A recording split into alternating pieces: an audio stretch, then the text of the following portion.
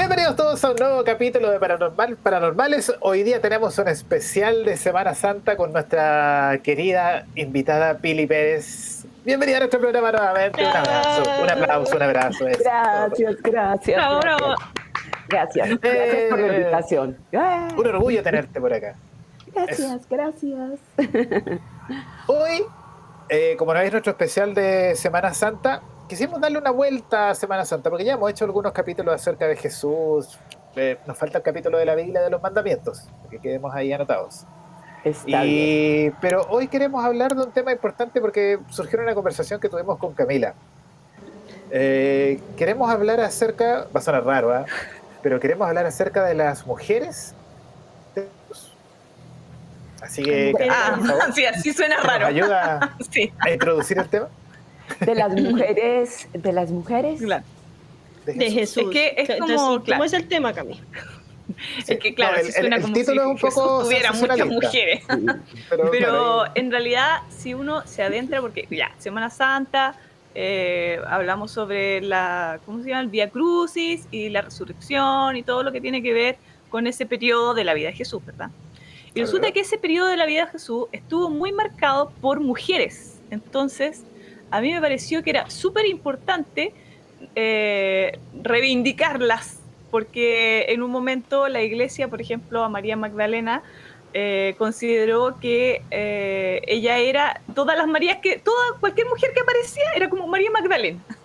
Entonces, es como en el año 500, una cosa así, el Papa, no me acuerdo,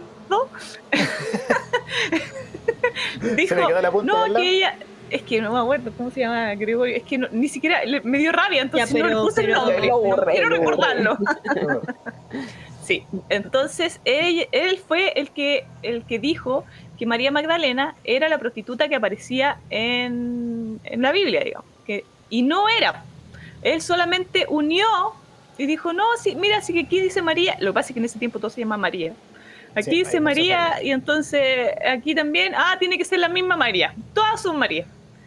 Entonces, ¿qué pasa? Que en nuestro imaginario colectivo eso es así porque estuvo mucho tiempo siendo así. Y solamente las personas que están un poco más cerca de esto o que investigan como nosotros saben que eso no es así y que incluso la iglesia desmintió eso, que había sido un malentendido y que no era así y que era otro el caso. Entonces a mí me gustaría eso, hablar un poco como sobre las mujeres que tuvieron mucha fe en Jesús y que estaban en un círculo muy cercano, que también era su mamá y no me acuerdo bien cómo se llama la otra María, pero también había otra, Había otra María. Pero hay varias mujeres, pero no solo las Marías. Por ejemplo, Verónica, Sí, ¿cierto? muchas. La del sudario. Sí. Eso, entonces había muchas mujeres, porque resulta que, ¿qué es lo que pasó después? Que en realidad fueron los apóstoles los que les dijeron, supuestamente lo que tenían salir al mundo a predicar la fe y la palabra y todas las cosas y todo. Pero se dejó muy de lado esta fe absoluta que tenían las mujeres, porque, por ejemplo, ¿quién fue la primera que lo vio y lo reconoció y dijo, Jesús está vivo?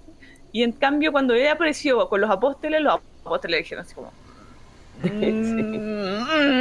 sé, hermano, parece falso, pero no era, pero era verdad. Y ahí está también la frase así como de Santo Tomás, parece que decía, ver para creer, y que tenía que meterle los dedos, no sé cuál era, El dedo en la llaga. Los dedos en la llaga ahí sí, realmente ahí voy a creer. Entonces fue una prueba de fe súper grande, pero para las mujeres fue como absoluto, así como, no, si es él, listo, se acabó, yo lo vi y es. En cambio, para ellos tuvo que ser como mucho más fuerte o simbólico. Y bueno, también tenemos que entrar en el contexto de que también en ese tiempo las mujeres no eran tan importantes, o sea, hasta el día de hoy en la iglesia es como que está separado hombres y mujeres. Entonces, es lo que yo quiero reivindicar a las mujeres como un símbolo en esta nueva Semana Santa que vamos a celebrar ahora, estamos celebrando en realidad. Y eso. Camila, reivindicar a las mujeres no lo estás haciendo tú, sino que lo hizo Jesús. Entonces hay que empezar como desde el principio, y Jesús fue un personaje extraño en su época, porque precisamente fue un maestro que dejó que caminaran con él, que lo siguieran mujeres. Los maestros de la época no permitían siquiera que se les acercara. Entonces, por ese camino ya la reivindicación está hecha por Jesús. Sí, fueron muchas las mujeres que lo siguieron, y que lo siguieron incluso hasta la cruz. Delante de la cruz, al pie de la cruz, en ese momento difícil, peligroso, estaban las mujeres y solo uno de los apóstoles, que se llama Juan. Pero cuando estás hablando de un montón de temas, y voy a intentar como ir depurando. Claro. Podemos empezar, por ejemplo, por eso que dijiste al principio, que es el significado de ser mujer, y cómo las mujeres, cómo Jesús básicamente hizo a las mujeres seres humanos, por así decirlo. Jesús era feminista. Sí, no, Jesús era un personaje, un ser humano que creía en los seres humanos. Y no solamente a las mujeres. O sea, Jesús reivindica a las mujeres, a los niños, a los enfermos, a los más débiles, a los enfermos, a los excluidos. O sea, Jesús se hace del lado precisamente de ellos. Cuando, por ejemplo, un dato bíblico, cuando se hace la multiplicación de los panes, dicen que se cuentan los hombres, no se contaban las mujeres y tampoco los niños. Cuando ahorita dice Camila, ¿quiénes fueron las testigas de la resurrección? Las mujeres. Lucas en el capítulo 23 dice que las mujeres fueron y se encontraron con los ángeles y les dijeron, Él está resucitado.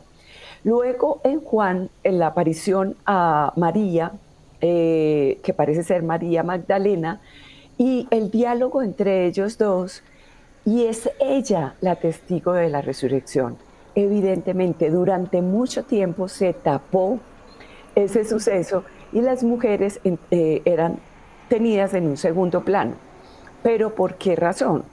Los hombres, en Lucas, en el capítulo 24, algunos de ellos van de camino a su casa, o sea, ya mejor dicho, habían abandonado el proyecto de Jesús y caminaban hacia Emaús. Claro. Y cuando se encuentran con Jesús, en la conversación le dicen, sí, las mujeres nos dijeron que habían visto a Jesús resucitado, pero... Las chismosas nos dijeron... Pero no, era que en la época de Jesús, o sea, también hay que mirar el contexto histórico, sociológico, claro. O sea, lo que pasaba en la época, el testimonio de las mujeres no contaba si no había un hombre.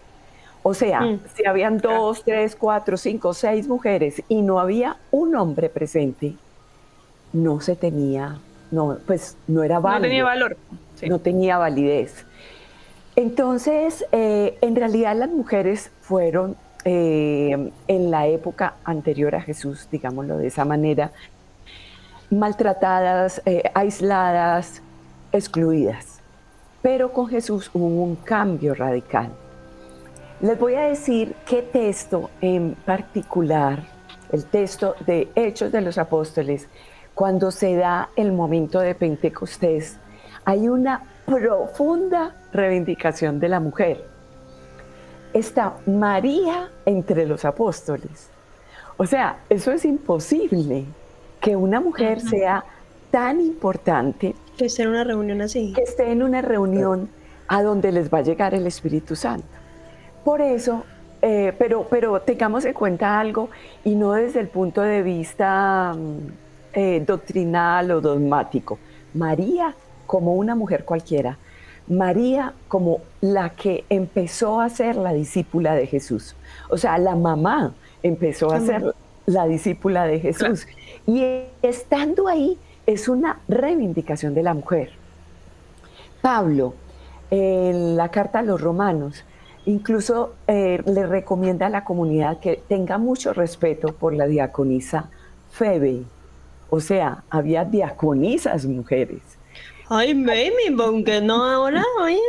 Sí, o sea, yo sí pienso Que vamos son. que durante muchos años se le respetó muchísimo. Incluso se cuenta a María Magdalena como una de las mejores evangelizadoras y que llevó el evangelio como cualquiera de los otros apóstoles. Es verdad. Claro, porque estuvo, y además es que fue la que estuvo más cerca de Jesús. Incluso se dice que era pareja de Jesús en sí, o eso no es, eso es chisme. Podría ser. Eso está como todavía no está comprobado, pero es una teoría. Digamos que es teoría. Es una teoría, pero cualquiera puede decir, si yo me enamoré de Jesús y transformó mi vida, ¿cómo será una mujer que lo tuvo en vida? Al lado, entonces, claro. Y además, lo que dijo Camila es muy, muy importante que lo señalemos. La iglesia de verdad sí unió a María Magdalena con la prostituta y no es verdad. María Magdalena es la mujer de la que sacaron 7 demonios.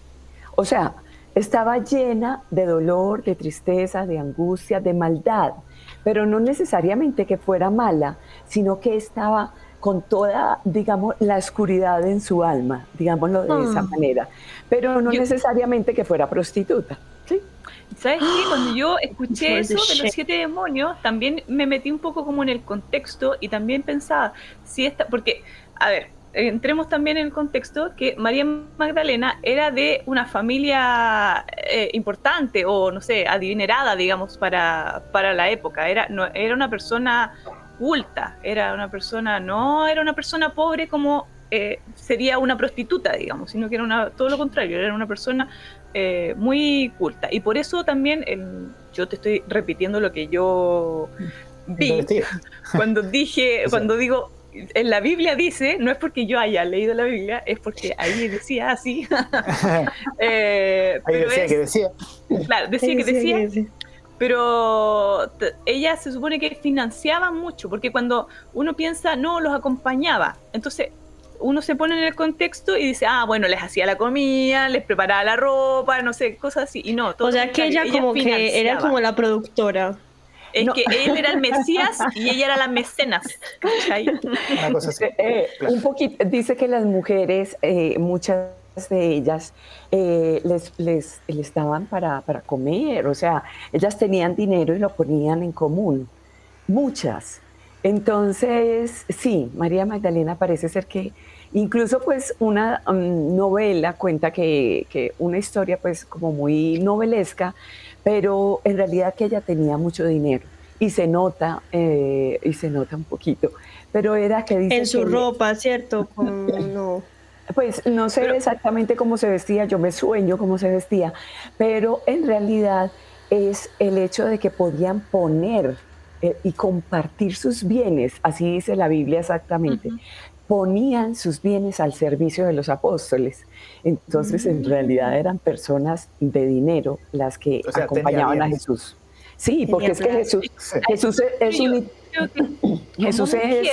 no alcancé a llegar al punto porque me distraje. Como mujer, en esa época, si ella, por ejemplo, tenía, si no era callada, si quizás tenía una opinión y todas esas cosas, también pueden haber sido sus demonios, en el sentido de que quizás ella... Claro que tenía, sí, ¿o no? Y digamos que si ella encontró en Jesús un enfoque para eso que ella sentía o que pensaba, obviamente que es como Jesús le sacó los demonios, porque dejó de ser la mujer, no sé, claro, quizás se veía arrogante, por ejemplo, o no sé, que respondía a cosas, y claro, en Jesús encontraba eso, que eso estaba bien. Jesús seguramente que hablaba con ella y las consideraba, como dices tú, todos iguales, entonces no hacía una diferenciación, y yo creo que por ahí van los demonios que tenía. No, pero totales. Yo no sé si ustedes han visto una película de Barbra Streisand que es muy bella y ella se viste de hombre para poder estudiar la ley. Ella es judía y se tiene que vestir de hombre para poder estudiar la ley, porque a las mujeres no se les permite estudiar la ley. Entonces es evidente que lo que dice Camila puede ser absolutamente cierto. En la época las mujeres no podían opinar, no podían hablar, pero se nota muy tempranamente en Pablo, o sea, hacia el año 50 después de Cristo, que las mujeres no solamente son diaconisas y sirven a la comunidad, sino hay un matrimonio muy importante que se llama Áquila y Priscila, y ellos llevan las cartas. Llevar las cartas a las comunidades es como si necesitaran explicación o necesitaran seguimiento de las cartas. Y Áquila y Priscila ocupaban el mismo lugar. No era que el esposo fuera más importante, sino los dos. Quiere decir que verdaderamente Jesús reivindica a la mujer como un personaje capaz de pensar y de ser en sociedad. Entonces, sí, los 7 demonios pueden ser eso. Entonces, tú no debías hablar, por ejemplo. Sí, pues uno no podías tener una opinión, tenías que estar callado y ser servicial nomás, porque eso era como lo máximo que podías llegar a hacer, como pedir algo o estar callado. Y podría ser, o sea, podría ser, espérame, ¿quién fue que transmutó todo entonces? Porque si Jesús venía con esa idea, esto significa que a alguien no le gustó mucho la idea y empezó a separar las cosas, porque ¿qué pasó? ¿Por qué? ¿Por qué fue así? Que por qué. Okay. Y, o sea, sí, hay que tener en cuenta que la iglesia, o mejor dicho, la primitiva comunidad cristiana, que la empezaron a llamar iglesia, eclesía. La palabra eclesía es convocar a personas, atraer a personas. No es una institución, es una reunión de personas, digámosle, personas, no son ladrillos, no son puestos, son personas, lo que significa iglesia. Pero la iglesia, obviamente, en la cabeza de Pablo, tuvo muchos comportamientos fariseicos, o sea, muy sometidos a la ley. Y por eso, pues también, a pesar de que Pablo soltaba un poquito, también apretaba también, tuercas. Sí. Me hago entender, o sea, soltaba, pero apretaba tuercas también. Y en el capítulo 11, cuando habla de las Eucaristías, entonces dice que las mujeres no pueden estar con el pelo suelto, pues porque, claro, las mujeres somos mucho más atractivas con el cabello suelto y atraen a los hombres, entonces se tenían que poner mantilla, esconderse el cabello. Cuando ustedes ven a las ortodoxas, pero radicales, judías, todas se rapan, qué pesado. Todas se rapan y se ponen pelucas como si fuera un velo, y todas son igualitas. Triste. Entonces, ahí es donde uno ve que la cultura hace un papel importante en esto. O sea, la antropología, la sociología, todo lo que pasaba en la época es importante tenerlo en cuenta. No diría lo mismo ahora. Incluso pero, yo misma soy un ejemplo vivo de que no es igual, no es igual. Es que, claro, dentro de las cosas que yo leí o escuché, ya fueron tantos medios de comunicación que revisé, pero decía precisamente eso, que por ejemplo que Pedro creo que le decía también así como maestro que ¿por qué dejas que entren mujeres aquí? O una cosa así como no. Entonces también me llama la atención porque yo digo, ellos también compartieron codo a codo con muchas mujeres y como que no fueron capaces pero es que no, de pero es que también eso, es como que tú llegues lo que le estaba diciendo. A otro país, y es que esto es un ejemplo muy tonto, no sé, pero voy a desarrollar la idea.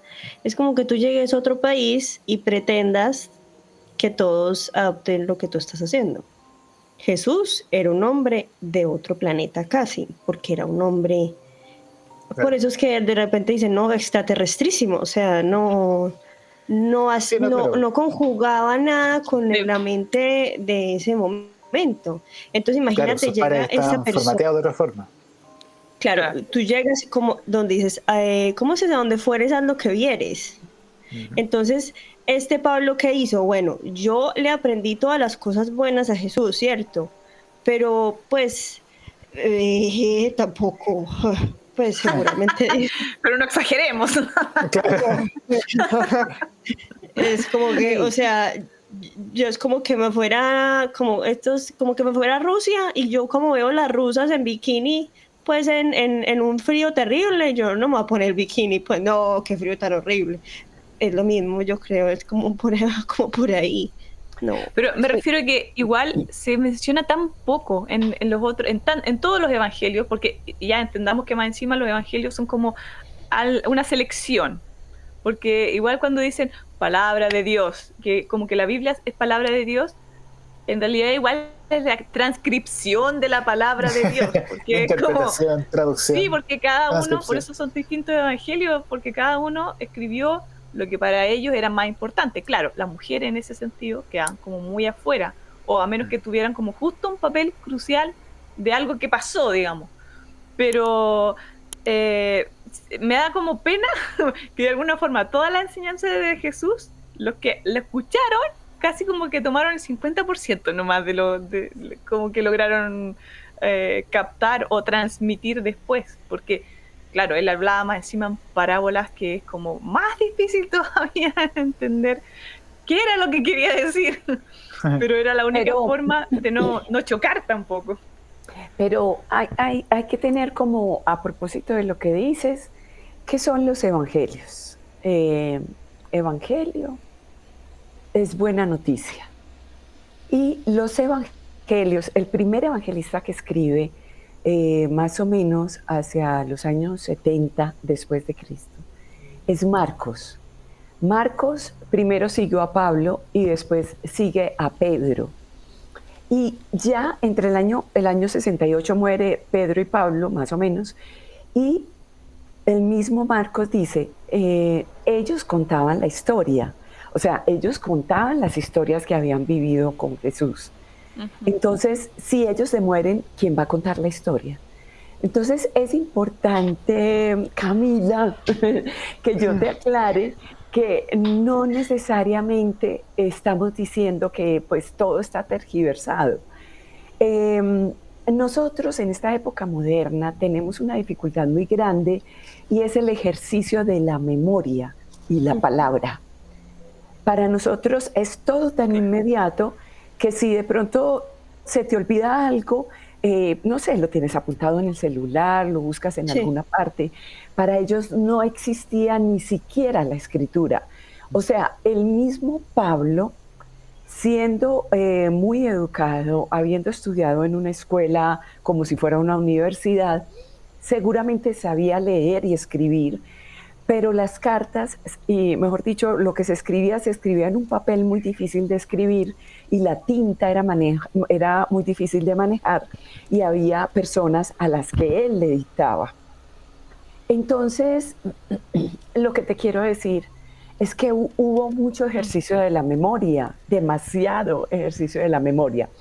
Sí. No estás lejos de que los evangelistas tenían una intención particular y escriben, aunque haya una columna vertebral que es igual, tienen algunas cosas que se diferencian por las necesidades de la comunidad. Pero no quiere decir que tergiversaron el mensaje de Jesús.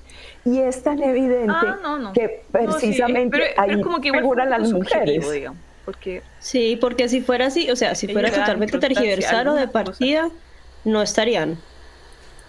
O sea, precisamente, o sea, ese mensaje de que son las mujeres las primeras que reciben la noticia de la resurrección es revolucionario. No estaría, diría, pues, Pedro, claro, Pablo y Juan estaban ahí. Y dijeron que sí, que claro que sí, es usted, Señor. No. Nunca dudaron. Nunca dudaron. En otro evangelio dice, otra de las experiencias de resurrección es que las mujeres fueron al sepulcro y resulta que Dios madrugó más que ellas y el Señor ya no estaba ahí. Y fueron donde los apóstoles y les dijeron, el Señor no está ahí. El Señor resucitó como nos lo dijo. Y todos se quedaron como, ni siquiera mediaron palabra, Pedro y Juan salieron corriendo y evidentemente ellas fueron las primeras. Entonces, yo quiero hablar de eso, de tomar ese tema. De nuevo, retomemos el tema de las primeras. ¿Y por qué fueron las primeras? ¿Será porque, o sea, yo creo que llegar como un síntesis de básicamente por qué las mujeres siempre estuvieron ahí y dijeron, sí, obviamente te creemos, Jesús, you know, sí. ¿Será porque precisamente fue Jesús quien los hizo humanos? O sea, hagamos énfasis en eso. Básicamente, Jesús hizo a la mujer humana, o básicamente la hizo un ser que se tiene en cuenta, y por eso si Jesús dice rojo, rojo, si Jesús dice verde, es verde, y todo lo que diga Jesús es palabra de Dios, básicamente. Es por eso. Sí, o sea, hay una cosa que es necesaria decirlo, y ante un público tan mixto, yo tengo que pedir como que me comprendan o abran el entendimiento los hombres, digámoslo de esa manera. La mujer es intuitiva por naturaleza. La mujer es de tendencia a lo trascendente por naturaleza. Incluso por la misma condición de crear vida. Creadora. Exacto. Creadora de vida, tiene un vínculo especial con la divinidad. Por eso es posible que la mujer hubiera captado muchísimo más rápido el mensaje de Jesús y la experiencia de la resurrección, por eso le llega primero a ellas. Para los hombres tiene que mediar la razón, tiene que mediar el entendimiento, lo que se comprende desde la razón. Para la mujer, la intuición responde incluso de manera mucho más inmediata y mucho más asertiva y entonces se une con mucha más facilidad a la verdad. Cuando nosotros vemos las iglesias en estos momentos, son llenas de mujeres. No, y siempre ha sido así, o sea, en realidad yo siempre tengo la sensación de cuando era chiquita y ahora en realidad la mayoría todas son mujeres, o sea, no... Pero eso es relativamente nuevo, podría decirse que los últimos 50 años, pero antes no era tan así. Pues yo pienso que ahora, pues sí, ya pensando en los hombres, hay que entender algo que me ha pasado a mí, que lo he tenido y lo he experimentado. Las mujeres responden mucho más fácil, pero cuando el hombre tiene una experiencia radical de la resurrección o del encuentro con Dios, es mucho más perseverante. O sea, eso es una cosa no recae, no necesita, o sea, no vuelve a dudar. A ver, eso, la duda, como en el relapse de, suena horrible, pero bueno, sí, porque es como que, ay no, qué pereza, usted me quedó mal, entonces ya estoy enojada con usted, y lo deja 3 años, y lo doy, perdón. Por ejemplo, hoy en un programa que me entrevistaban, decía una mujer que cómo tener fe cuando hay tantas decepciones. Y ustedes los chilenos tienen en su corazón y en su sentimiento mucho de lo que esto puede significar. Vivimos en una decepción. Acá. La decepción, pero yo le decía, mira, yo creo que mi fe es recia, y yo creo que Berito lo entiende perfecto. Mi fe es recia, firme, porque siempre miré a Jesús. Nunca puse mis ojos en los hombres. Si yo hubiera puesto los ojos en los hombres, en las personas, en las instituciones, me hubiera decepcionado muy fácilmente. Pero no, uno tiene que tener fe, y fe es relación con Dios. Y cuando mi relación es una relación personal de tú a tú, de replegarse hacia adentro y comprender que Dios me habita y es para mí lo más importante, no hay decepciones porque Él no decepciona. O sea, Él nunca me ha decepcionado. Él, en cambio, cada vez es mejor y mejor y todo es para bien. Entonces, ¿cómo decepcionarme? Pero eso le pasa a los hombres. Los hombres no ponen la mirada en las instituciones, en los hombres. Bueno, algunos tal vez sí. Pero, pero en general son mucho más capaces de tener firmeza. O sea, ellos fueron hechos para digamos, para el trabajo duro, para no mezclar emociones, sentimientos. No sé si me hago entender. Y no entró. Tranquila, sí. Cierto, Sí, eso es. Tranquila, eso sí, es. se entiende. It's okay. It's okay. Oye, y yo quería entonces hablar, o sea, picando un poco de lo que hablaste, que estabas hablando que las mujeres generalmente se ve como que la mujer está más ligada a la fe o a la religión o a la iglesia, perdón, a la iglesia. Y, por ejemplo, una de las cosas que a mí me sorprendía en mi crecimiento de fe, pues porque ha sido un camino. A mí me sorprendía mucho cuando era chiquita, antes de que hiciera la primera comunión, que es como algo de que me acordé ahora seguramente porque íbamos a hablar de este tema. Era la historia de Santa Teresa, porque yo me acuerdo que parece que tú tenías en la casa un libro de Santa Teresa antes de que yo hiciera la primera comunión. Entonces yo como que lo hojeé y parece que mi yo infantil escuchó algo y preguntó algo y pues como que a mí me pareció interesante, pues como no solamente la historia de Santa Teresa, sino de todas o sea, de cómo es la entrega de la mujer a la religión, no a la religión, perdón, a la iglesia y a Jesús. Porque, o sea, vemos una entrega completamente distinta, por ejemplo, con los obispos o con una cosa, o sea, no sé si estoy por mal, pero sino que la mujer como que se entrega completa, o sea, y completa es completa, güey, o sea, yo soy toda tuya y te sirvo a todo, o sea, y hago básicamente todo lo que yo haga, todos mis días de mi vida van para ti. Es impresionante, ¿sí o no? Sí, lo que pasa es que hay a ver, las mujeres también están siempre una de sus características es el servicio y no tienen que ser creyentes. O sea, las mujeres no necesitan ser creyentes para servir, para atender, para ser compasivas, para ser personas que comprenden el dolor de los otros. Y no solamente lo comprenden, sino que hacen algo por ellos. Pues me imagino que leíste de Santa Teresa, o sea, Santa Teresa de Jesús es una mujer muy fuerte, o sea, es una mujer para su época. Que nada te turbe, que nada te espante, o sea, en realidad era, y a mí eso me impresionaba, o sea, todo, que solo Dios basta, o sea, y al final todo lo que dice es como que no importa, tranquila mi hija, que vea al final, usted vea la meta, es tranquila, no hay problema. Entonces, es como ¿cómo es que es el Bob Marley, pero en mongo? Sí, pues o sea, Don't worry. No, o sea, lo que quieres expresar es una cosa muy bella. Ella dice, uno de sus poemas es, vuestra soy, para vos nací, ¿qué queréis hacer de mí?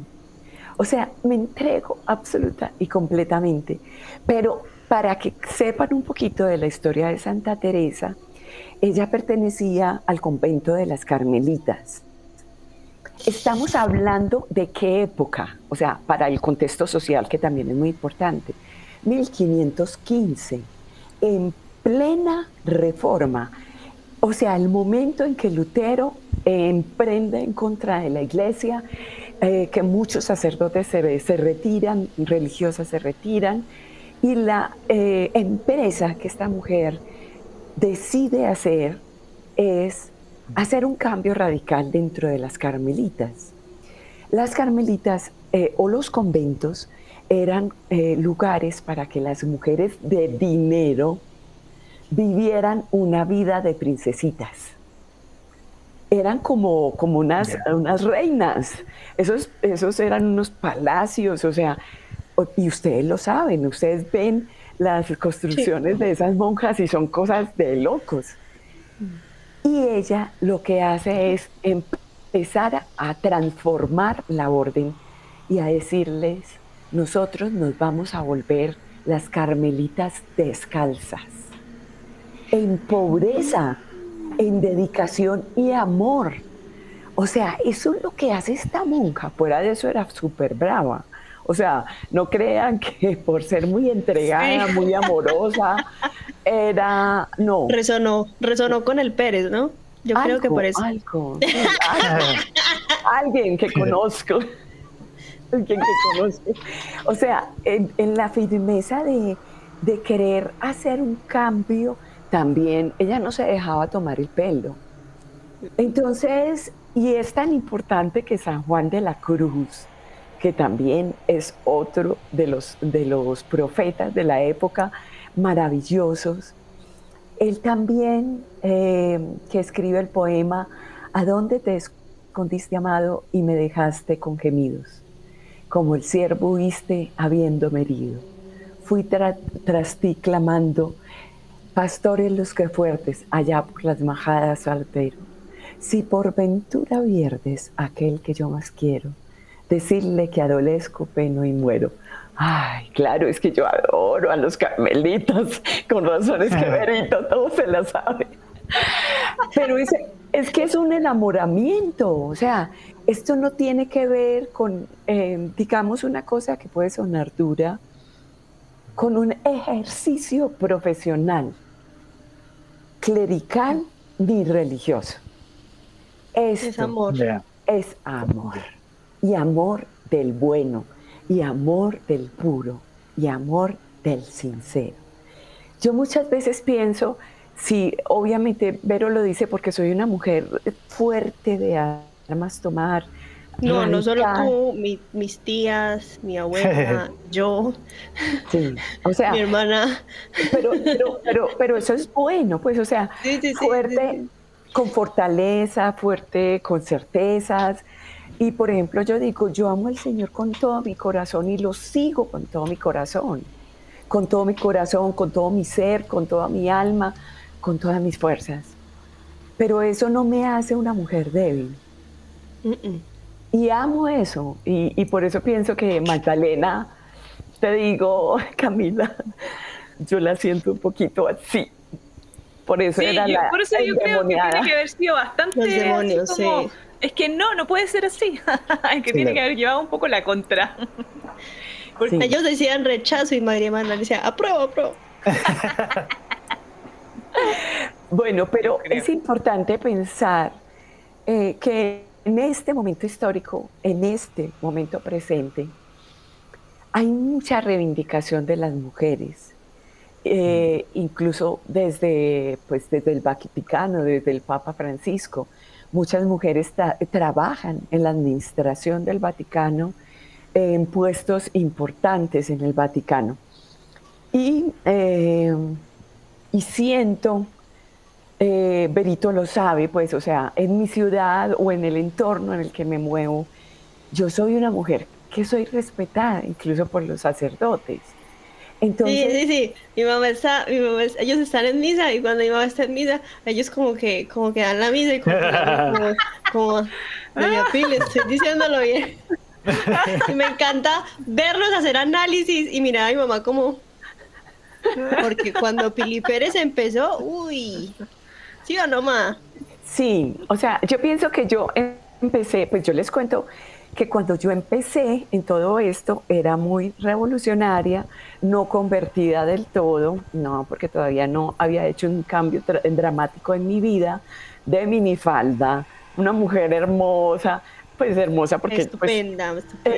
Pues porque tenía cuerpazo y me encantaba la minifalda, el vestido, coqueta, y yo era la que estudiaba con un montón de sacerdotes. Claro, eso era una cosa que se salía.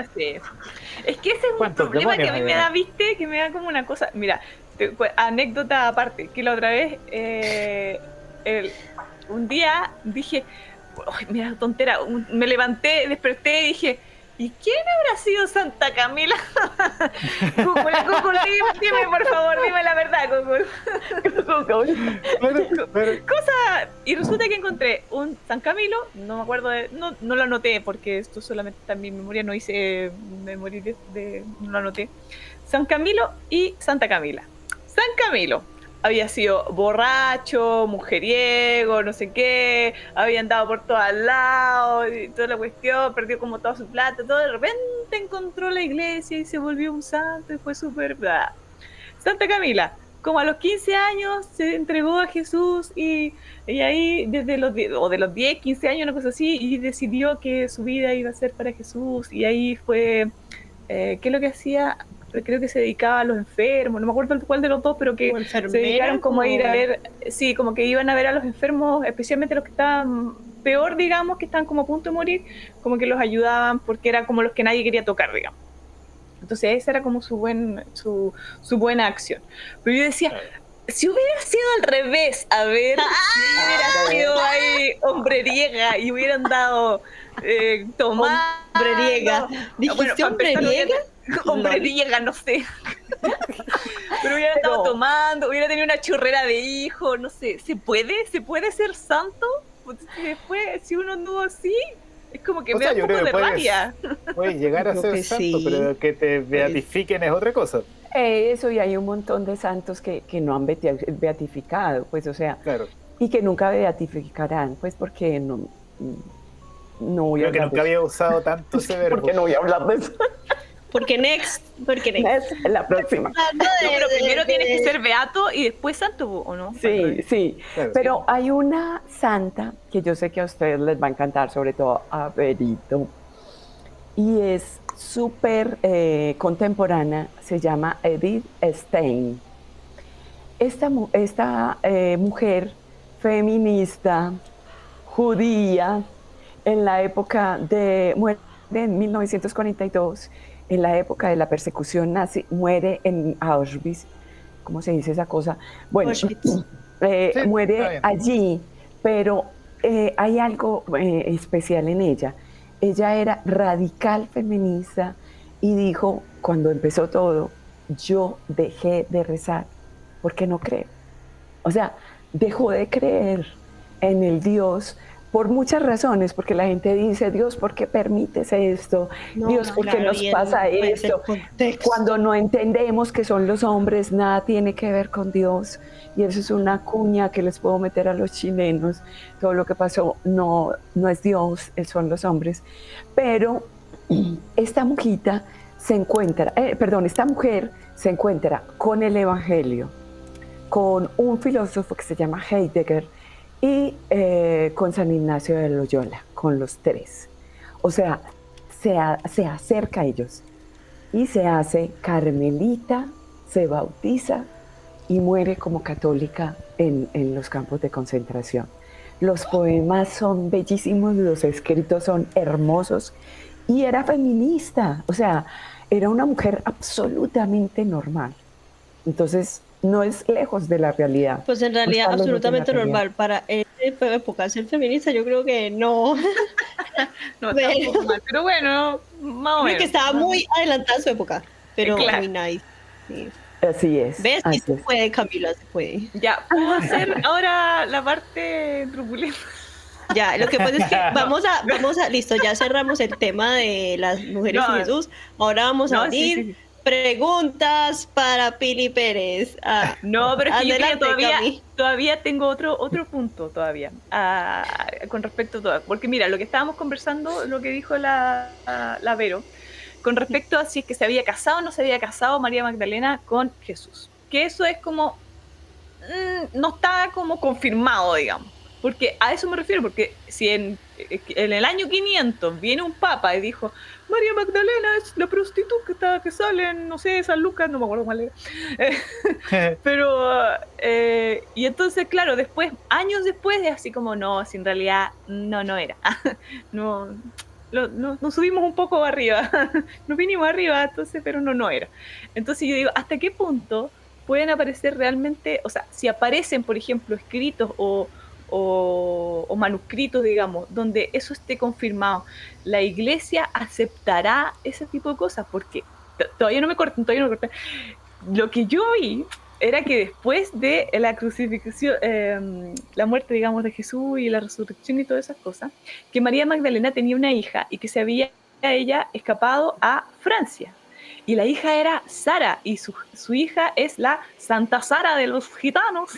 Entonces, digo, entonces está como, ahí está todo el cuento. Ya, como, pero te fuiste al hash, al top, Sí, hay alguna... Pero esa Santa Sara, ¿existe o no existe? ¿Le dan... ¿Tiene validez de santo o solamente le ponen? Verdaderamente no. Y te lo voy a decir, yo soy de pensamiento muy liberal, pienso de una manera muy liberal. Te lo voy a decir por los escritos del Nuevo Testamento, y son varias las razones. Una, a Jesús le decían el nazoreo o nazir, y precisamente los nazir eran personas que se dedicaban a los más débiles, a la predicación, al profetismo, y no se casaban. Esa es una razón.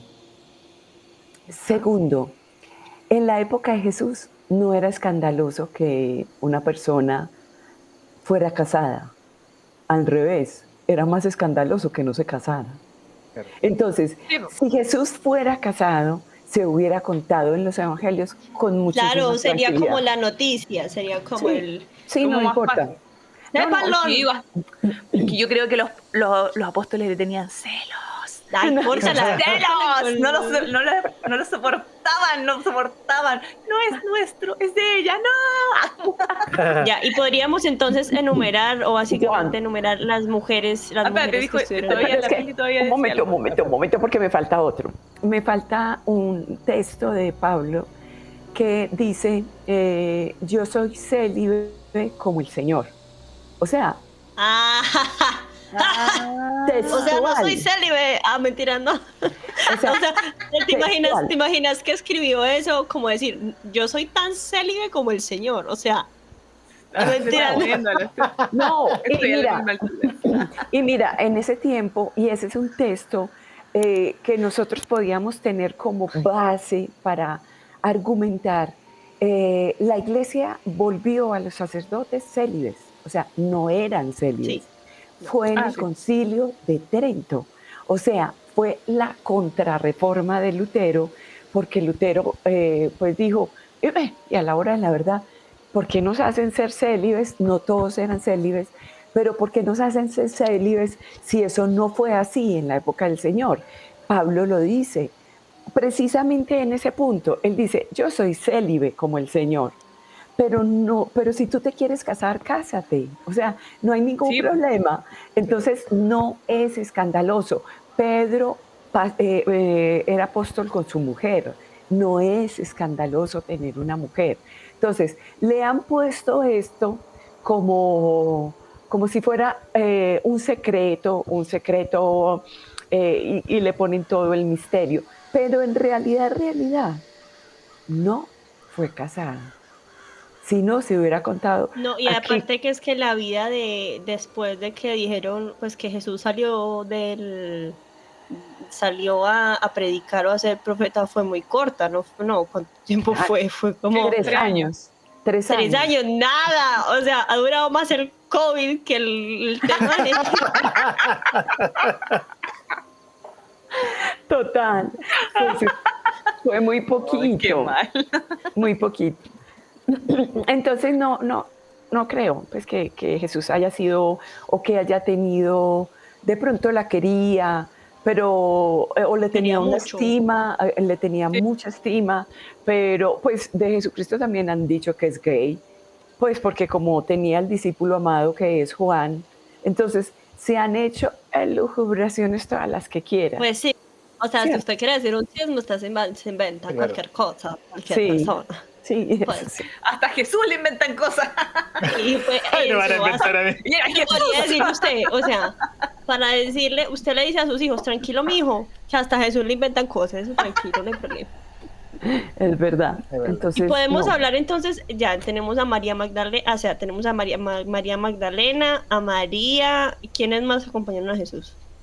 Bueno, y María también es importante porque María también era de como una casta importante, digamos, dentro de, porque era como ¿Era descendiente alguna de, princesa, una cosa así? sí, porque Sí. era descendiente de David, pues sí, ese es también todo el cuento, porque según lo que yo vi, antes de ser Según lo que un dice guía que decía. espiritual, era la intención que tenían como el pueblo judío, por qué lo empezaron como a seguir y por qué era dentro de todo, siempre fue importante, era porque él era una línea directa de David, que era como el legítimo rey de los judíos, pero que en realidad estaba otro puesto Entonces por es los romanos. doblemente el rey de los judíos. Sí, es que por eso es interesante el Cagüín de María Magdalena, porque resulta que María Magdalena pertenecía a la estirpe de, digamos, de Benjamín, que es antes de Deja de David. vender ese cuento, Camila, que no es real. No, pero me encanta, déjame, Es déjame en paz, verdad. déjame en paz. No, es Iba a que está ser- diciendo que básicamente entonces, si María Magdalena tuvo el hijo de Jesús, entonces es como es hubieran sido los verdaderos reyes de todo, es que hubieran Sí, de unificado todo, los dueños de todo. los dos lados. Pero Bueno, no importa que no sea, pero déjame pensar. ya pues que van a contar las mujeres déjame que ir a acompañaron a acostarme Jesús. feliz. Les voy a contar, pues, como al principio, las discípulas itinerantes, como María Magdalena, Juana, Salomé, Susana, eran las que siempre estaban con ella, pero cuando lo vemos en la cruz, María, había otra María, María Magdalena, es que María es un nombre muy común en la época.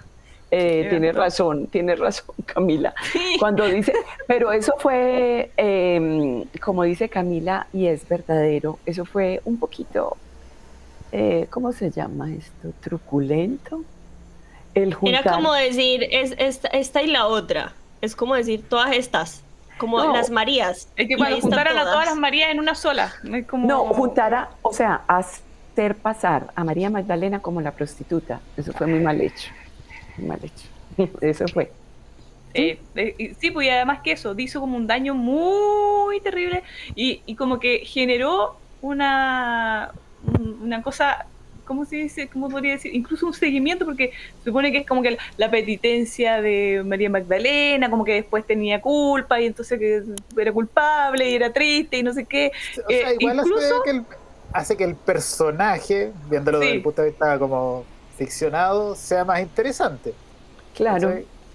Claro. Quizás por Pero es eso. que en realidad, sí, o sea, es sí, básicamente, más el si yo estoy escribiendo una telenovela, güey, y agarro, o sea, si puedo agarrar, en vez de una chica Eso. rica con plata que se reformó y se unió a Jesús, o una prostituta de lo bajo que se reformó y se unió a Jesús, ¿qué es lo que suena más interesante? Sí, pues, claro. juntarla a las dos. Era una prostituta rica que se unió a Jesús. Queridos, ya estamos. Oh, pronto a cerrar el programa. No, ya. Pero mira, Camila, ¿sabes qué? Es que hace incluso... la pregunta de Lilith, que querías hacer pregunta de Ah, la pregunta Ya. de Lilith. Lilith, existió en la... Es que yo, no, la verdad, leí la Biblia, pero hace... Cuando tenía 12 años, así como hace 10 años atrás. Oh, no se cortó el internet para eso. No. Pero es así. Entonces, ¿hasta qué punto eso sale o existe o es como de esas historias que están como paralelas a la Biblia? Lilith como primera mujer dentro de que Adán y Lilith se crearon, pero que ella como mujer no quería ser sometida a Adán y que ella se escapó del paraíso. Que cuente la historia. Pero eso es que eso es lo que yo escuché, pues, para que sepa Fuera, vos, de qué Fernando está hablando. Pero pues es que yo también, cuando encontraron a Lili y empezaron a hablar de la primera mujer de la que descendemos como si fuera el árbol genealógico de todos los seres humanos, porque todos los seres humanos descendemos, como decía Berito hoy en la tarde, los africanos de África. Yo decía, Dios mío, es la Biblia. Pues es la misma Biblia hablando de una sola mujer. Pero Cami, en realidad el relato de la creación en sí, desde el punto de vista científico, no tiene ninguna argumentación ni le interesa. O sea, Claro. no ese es el fin. El fin de la Biblia no es encontrar la razón científica, no, es encontrar la razón de fe. Es un libro para creyentes. O sea, por eso es importante comprender eso. A mí hay veces que la gente me dice, pero es que dice mentiras, pero es que tiene errores. Y yo le digo, pues para ti, para mí no. Pues porque yo soy creyente y la leo y es como mi guía, mi faro. Eso es la Biblia para los creyentes. O sea, la Biblia es un libro para creyentes. Y a pesar de que aún así la Biblia es leída por muchos científicos desde el punto de vista antropológico, geológico, histórico, porque tiene muchos datos históricos, también desde el punto de vista literario, no era ninguno de esos sus intereses. O sea, la Biblia simplemente quería que el hombre tuviera una relación consigo mismo y con Dios que lo habita. Entonces, no me preocupa, pero a mí también me llamó la atención.